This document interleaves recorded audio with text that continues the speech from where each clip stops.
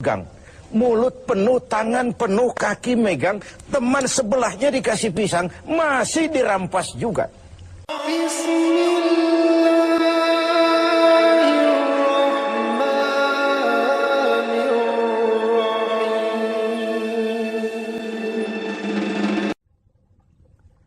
Ada sebuah perumpamaan yang indah yang disampaikan oleh baginda Rasulullah SAW, di mana beliau mengibaratkan bahwa sikap hidup, mentalitas orang-orang yang beriman itu seperti lebah.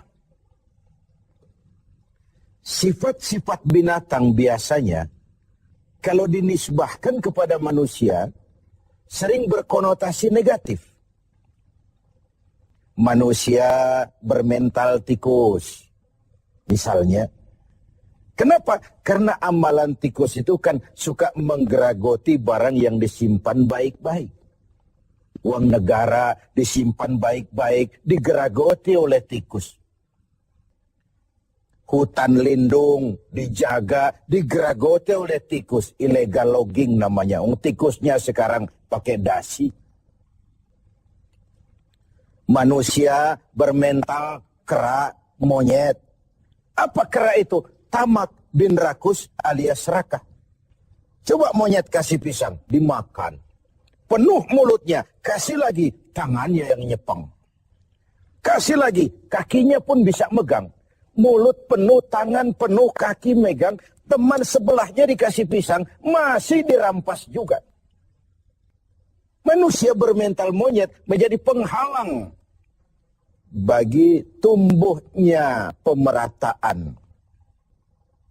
Sehingga sering terjadilah gunung ditimbun, sumur digali. Gunung yang sudah tinggi itu ditimbun, sumur yang sudah dalam itu pun masih digali lagi.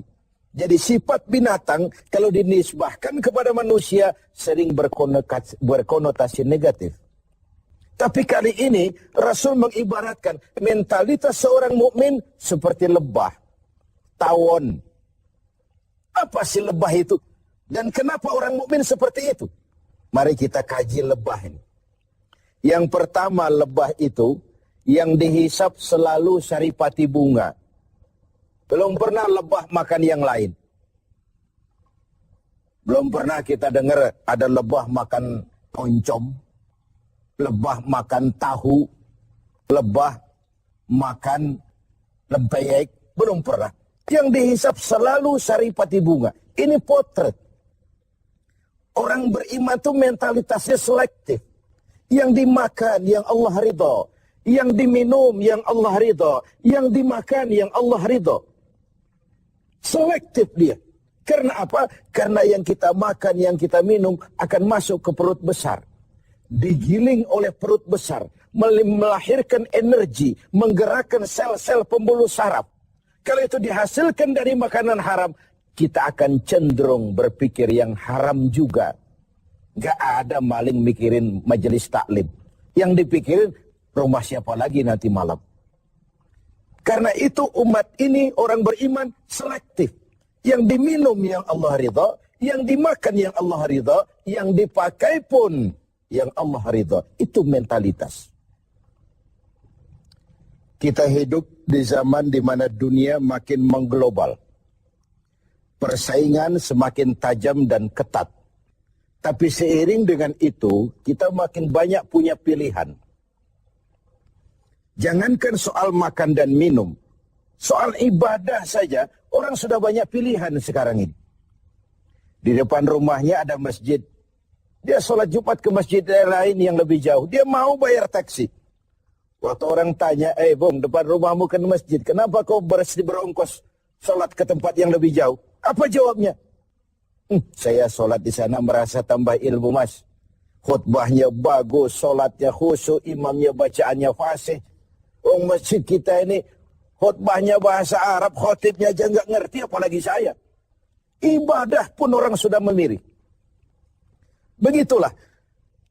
Kemudahan-kemudahan yang dihasilkan oleh ilmu dan teknologi menyebabkan kita mempunyai banyak pilihan. Karena itu dalam hal sandang, pangan, dan papan, filter harus kuat. Orang mukmin mentalitasnya tidak asal pakai, tidak asal makan, tidak asal minum, tapi ada frame. Allah ridho apa tidak?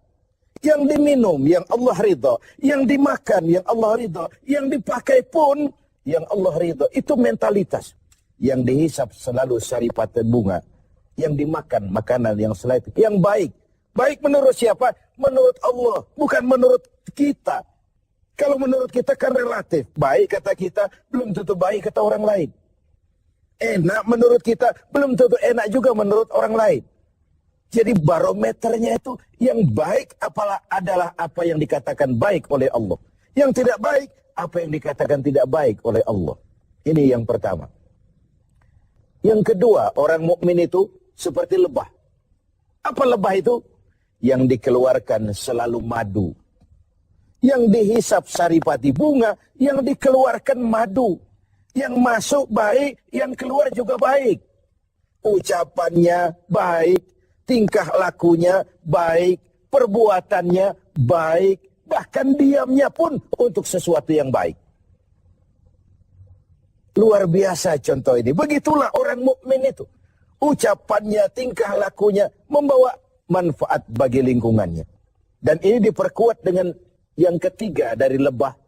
Apa lebah itu? Kemana dia hinggap tidak ada dahan yang patah. Perhatikan. Kemana saja dia terbang, di mana saja dia hinggap, tidak ada dahan yang patah.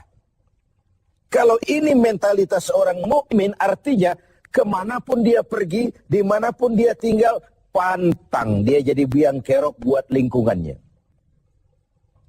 Keutuhan kita sebagai bangsa masih rentan. Berbagai konflik belum sepenuhnya bisa teratasi. Entah yang berlatar belakang sara, etnis, agama, di Papua sana, di Poso sana, bahkan di kota-kota besar di berbagai daerah sering terjadi tawuran antar kampung. Untuk hal-hal yang sepele, untuk hal-hal yang remeh. Sehingga kita kehilangan pertimbangan. Seorang mukmin tidak beriman dianggap kalau tetangganya tidak pernah aman dari gangguan lidahnya atau gangguan tangannya. Wallahi la yu'min, la yu'min, la yu'min. Sampai 3 kali Rasul menyatakan, demi Allah, belum dinyatakan beriman. Belum beriman, belum beriman. Sampai tetanggamu aman dari gangguan lidahmu dan gangguan tanganmu. Begitulah kita ini. Orang mukmin dituntut menjadi manfaat bagi lingkungannya. Kemana dia hinggap, tidak ada dahan yang patah. Tapi yang keempat, lebah. Jangan coba-coba diusik. Jangan coba-coba diganggu. Kalau sekali kita diganggu dia, kemanapun kita pergi, insya Allah dikejarnya. Nyelam di air pun masih ditunggunya. Tapi kalau tidak diusik, tidak diganggu, nggak ada lebah iseng ke pasar nyariin orang lalu menggigit orang di sana. Nggak ada.